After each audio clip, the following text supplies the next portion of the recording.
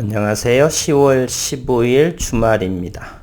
오늘 토요일의 날씨는 너무나 좋은 가을 날씨인 것 같습니다. 그러나 증시에는 또다시 다음 주에 폭풍 같은 일이 벌어지지는 않을까 하는 염려가 우선은 앞섭니다.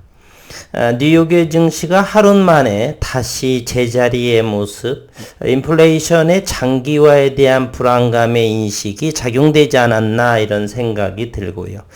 그에 따라서 이제 남은 10월 달의 전략 2주 정도가 남아있죠. 10월의 전략 그리고 앞으로 정말 지속적인 글로벌 시장의 불확실성은 언제까지 지속이 될 것인가 두루두루 한번 생각해 보는 시간을 가져보도록 하겠습니다. 뉴욕의 증시로 한번 들어가 보겠습니다. 세계 증시에 여기에 보면은 미국의 다우존스가 400포인트가 마이너스가 됐고요. 나스닥은 327포인트 3%대의 급락이 나왔습니다. S&P 500 지수, 이것을 뉴욕의 3대 지수라고 그러죠. 2.37%, 다우존스는 1.34%, 29,600. 그리고 나스닥은 1,300포인트, 1,500포인트와 10,000포인트 선에서 나스닥은 움직일 것이다. 그리고 한 차례의 연내에 10,000포인트가 무너져서 어쩌면 8,000포인트까지도 도달할 수도 있다는 생각입니다. 이곳저곳에서 글로벌의 경기 침체는 받아들여야 할 상황이 아닌가 하는 생각을 하게 됩니다. 40년 내에 미국의 소비자 물가지수 CPI라고 하는 데이터가 최고치를 기록하고 물론 이제 그 CPI라고 하는 지수가 지난 4개월 동안에 계속적으로 상승을 가지했는데 지난 4개월 정도에는 269포인트 300포인트 아래에서 고점의 인식을 하는 것인지 아니면 조금 쉬었다가 증가할 모습인지는 모르겠으나 현재 296, 300포인트 아래에서 저항을 느끼는 그러한 모습. 그러면서 현재 0.75%의 연준이의 금리 인상을 3차례 단행을 했었죠. 다음 달 11월 1일에서 2일 또다시 0.75%를 상승하게 되면 4차례에 걸쳐서 이미 3%의 금리 인상을 단행하게 되는 것입니다.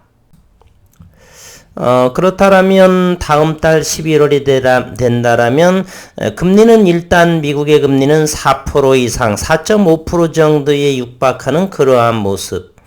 월가의 전문가들은 미국의 최고의 금리가 4%에서 4.5%, 이제는 또다시 5%대까지 맥시멈 5.25%까지의 금리 인상은 진행되지 않을까. 그러면서 장기적인 경기 침체에 대한 운운을 여러 가지의 방향에서 지속 올라오고 있는 그러한 상황입니다. 나스닥의 움직임을 한번 차트로 살펴본다라면요.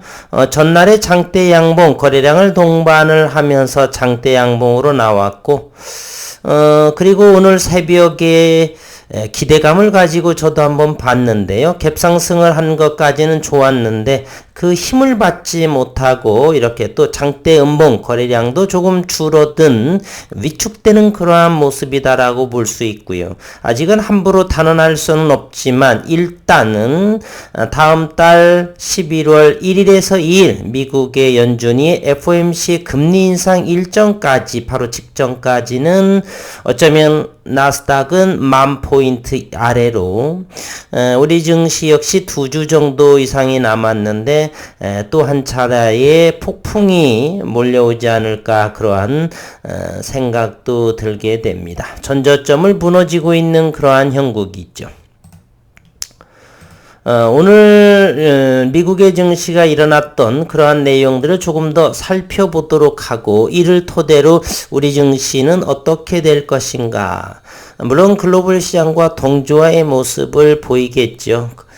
그러나 또 한 차례 지난 금요일인가요? 지난 목요일처럼 4% 이상의 하락을 할 것인가? 이러한 것도 한번 생각해 볼 필요가 있지 않나. 미국 증시 기대 인플레이 상승에 하루 만에 급락을 해서 나스닥은 3%의 하락 마감을 했노라. 이렇게 기사가 올라왔습니다. 인플레이션이 오래 갈 수 있다는 그러한 불안감의 작용, 또한 은행 중심의 본격적인 3분기 어닝 실적 시즌의 시작, 그로 인해서 어느 정도의 수급이 들어오게 될지 투자 심리가 회복의 움직임을 보일 것 같으나 연말로 진행이 되면서 그렇게 좋은 흐름이 나올 것 같지는 아직은 단기적으로 보이지는 않네요. 뉴욕의 증시가 기대 인플레이션이 상승 소식에 나스닥 지수가 3% 하락하는 등 하루 만에 급락으로 반전을 했습니다. 14일 뉴욕 증권거래소에서 다우존스는 300포인트 1.34%가 하락한 29,634 3만선이 무너졌고 거래를 마쳤고요. 나스닥의 지수는 전일보다도 327포인트 3% 밀린 1321포인트로 장을 마감했습니다. 1500이 다시 무너지고 만선으로 300포인트만 밀리게 되면 10,000포인트, 10,000포인트 아래에 간다는 것은 시간의 문제이지 기정사실이지 않을까 하는 생각도 듭니다. 전날 9월 소비자 물가지수 CPI가 시장의 예상치를 웃도는 높은 상승률을 기록했음에도 사실은 이 높은 상승률은 아니라고 봅니다. 지난달에 비해서는 대단히 약하게 올랐고요. 전년 동월 대비에 대해서 8% 정도 높은 상승률을 기록했다라고 하는 것이 이제 최근 4개월 동안의 CPI 지수는 그렇게 큰 폭으로 오르는 것보다는 고점에서 횡보하는 수준을 현재 기록을 하고 있습니다. 시장의 예상치를 웃도는 높은 상승률을 기록했음에도 S&P 500 지수의 전날 하루 변동폭은 2020년 3월 이후 최대의 변동폭을 기록했다라고 하는 사실입니다. 이와 같이 불확실한 상황에서는 출렁거림이 대단히 심화가 되고 있다는 것이죠. 이런 경우는 보수적인 관점으로 보지 않는 것도 대단히 투자의 일환이다라고 생각이 듭니다. 그러나 지수는 결국 하루 만에 또다시 반락을 했습니다. 이날의 하락은 미시간 대학이 발표한 소비자들의 기대 인플레이션이 또다시 오르면서 높은 인플레이션이 지속될 우려가 커졌기 때문으로 이렇게 월가는 분석하고 있습니다. 이날에 발표된 10월 기준 1년 기대 인플레이션은 5.1%로 전달의 4.7%에서 상승하는 모습이고 5년의 기대 인플레이션도 2.9%로 전달의 2.7%보다 높아졌다는 것. 기대 인플레이션은 연방준비제도가 주시하는 지표로서 인플레 기대치가 계속 오른다는 것은 인플레이션이 예상보다 오래 갈 수 있음을 시사한다. 오래 가더라도 저는 내년 3월, 6월 정도까지, 물론 또 그 시간까지는 가봐야 또 알겠지만 일단은 넉넉한 마음으로 내년 상반기까지도 예상을 하면서 시장을 바라보는 것도 마음의 여유를 찾는 데 조금 도움이 되지 않을까 하는 생각을 합니다. 이 같은 수치의 10년물의 국채금리가 4%로 올라왔고 2년물의 국채금리도 4.52%. 이제 미국의 금리는 4%대는 기정사실이다라고 볼 수가 있겠습니다. 이날에 발표된 소매 판매도 예상보다 부진했으며 높은 인플레이션과 빠른 금리 인상 등으로 미국 소비자들이 소비에 신중한 모습을 보이고 있음을 시사한 것입니다. 마클레이즈에 이어 뱅크 오브 아메리카는 앞서 CPI 지표 확인 후에 내년 연준의 최종 금리 전망치를 5%로 4%에서 5%, 4%에서 4.5%로 이 월간은 생각을 했는데 조금 더 0.5% 상승한 5%대로 높여 잡는 일이 나오고 있고 뱅크 오브 아메리카는 연준이 내년 3월까지 기준금리를 5%로 인상할 수 있다라고 예상을 했고 앞서 바클레이즈는 미국의 기준금리가 내년 2월 5에서 5.25%까지 인상될 것으로 예상을 한다. 그러면 우리는 5% 이상도 한 번은 충분히 미국의 금리가 상승할 거라고 보고요. 또한 이 제롬 파월의 연준위 의장은 인플레이션을 잡기 위해서 경기의 둔화를 또 감수를 하면서 금리 인상을 지속적으로 높여가겠다라고 하는, 사실은 이 제롬 파월 의장의 금리 정책은 실패하지 않았나. 0.75%를 다음 달까지 한다면 연속 4번에 걸쳐서 이 상승을 시키는 자이언트 스텝으로 상승을 시키는 조금 금리 정책에 있어서 실패하지 않았나. 충분히 지난해 11월경에 예고도 했었고 점차적으로 빅스텝 정도로 이렇게 움직이다 보면은 시장의 충격을 조금 더 덜 하지 않았나 하는 그러한 아쉬움도 갖게 됩니다. 에스더 조지 캔자스시티 연방준비은행 총재는 의미가 좀 어려운 문제인데, 연방준비은행은 이 좋은 내용이 있어서 한번 적어봤습니다. 연준이 인플레이션을 억제하기 위해 금리를 제약적인 수준까지 인상해야 한다. 그러면서 너무 빠르게 금리를 인상하는 데 따른 위험성을 경고했습니다. 조지 총재는 우리가 그것을 얼마나 빠르게 얼마나 공격적으로 하는지에 대해 나는 대다수의 다른 사람들보다 더 조심스럽다. 너무 갑작스럽게 더 높은 수준으로 금리를 올리는 데 대한 위험이 있다라고 조지 총재는 언급을 했습니다. 저도 이 조지 총재라는 분과 같은 생각을 가지고 있는데, 어쨌든 파월 의장은 금리 정책에 조금은 실패한 것이 아닌가 하는 생각을 해봅니다. 은행들의 3분기 실적을 시작으로 본격적인 어닝 시즌이 시작이 되고, 팩트셋에 따르면 S&P 500 지수에 상장된 기업들의 3분기 순이익은 2.4% 증가하는 데 그칠 것으로 예상이 된다.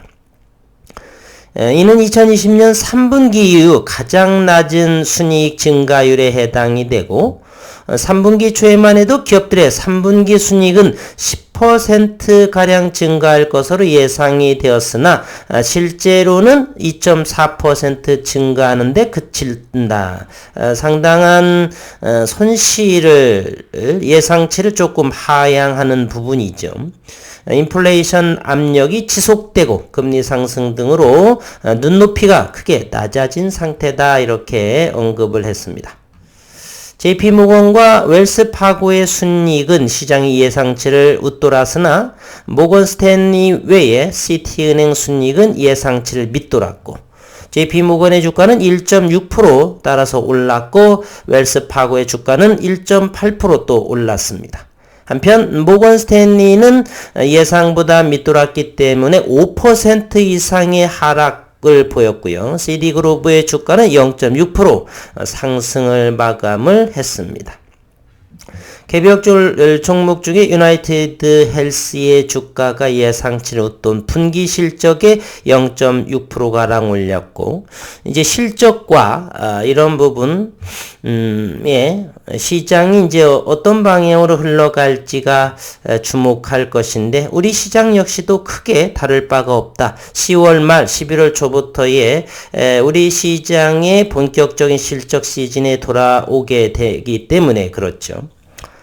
뉴욕 증시 전문가들은 경기 침체 우려는 실적 전망을 더욱 약화시킬 수 있다라고 지적을 했고, 높은 인플레이션이 지속되는 만큼 당분간 시장의 변동성이 지속될 것이다, 이렇게. UBS 마크 헤펠레는 CNBC에서 인플레이션은 더 오래 높은 수준을 유지하고 연준은 추가로 금리를 지속 올릴 것으로 예상된다는 점에서 정책 긴축에 누적된 효과가 미국 경제를 침체로 밀어넣을 위험이 커졌다. 이는 기업들의 실적 전망을 악화시킨다라고 말했습니다. 시카고 상품거래소 패드워치에 따르면 연방기금 금리 선물 시장에서 연준이 11월에 다음 달 1일에서 2일 FOMC 금리 일정이 열리게 되겠죠. 이곳에서 금리를 또다시 0.75%포인트의 자이언트 스텝으로 인상할 가능성이 98%랍니다. 그러면 올해 미국은 0.75%의 금리 인상을 연속 4번에 걸쳐서 따라서 올해 최소한 3.5% 정도는 이상은 금리 인상을 단행하는 것이 아닌가. 이렇게 단기간에 금리를 급속도로 올린다라고 하는 것은 연준이의 금리 정책의 실패를 보여주지 않나. 어쨌든 연준이 예상하고 있는 최고치의 금리에 점점 다가오고 있다라고 하는 생각도 들고, 밀짚모자는 겨울에 산다는 생각을 해본다라면 내년 6월을 앞두고 현재 10월 15일, 그러면 6개월 정도 앞서서 이렇게 생각을 해볼 적에 조금씩 tum에 나오는 종목들, HLB 또는 HLB 그룹줄도 올해 안 또는 내년 상반기에 NDA 신청 2가지를 앞두는 그러한 HLB의 저점 공략 메리트는 충분하다. HLB에 있어서는 4만원 아래 정도 조금 보수적인 견지로서 진입을 해봄직도 바람직하지 않나는 생각을 해봅니다. 조금 더 다음 주 어느 정도까지는 조금 약하게 출렁이면서 진행이 되지 않을까도 예상을 했는데, 미국의 시장에 미국의 또 투자자들은 그렇게 생각하지 않는 모양입니다. 하루 만에 고스란히 오른 부분을 어느 일정 부분, 거의 대다수의 부분을 다시 토해냈다는 사실에 글로벌 미국 시장이 얼마만큼이 변동성이 크고 불안정하다는 것을 반증하는 그러한 오늘 새벽녘 뉴욕 증시의 모습이었다라는 사실을 전해드리면서, 그럼에도 우리는 가을을 만끽하고 건강을 유지하면서 즐거운 보람있는 주말 시간 보내시기를 바라겠습니다. 한 주 동안 수고 많으셨고 내일 일요일 날 다시 뵙도록 하겠습니다.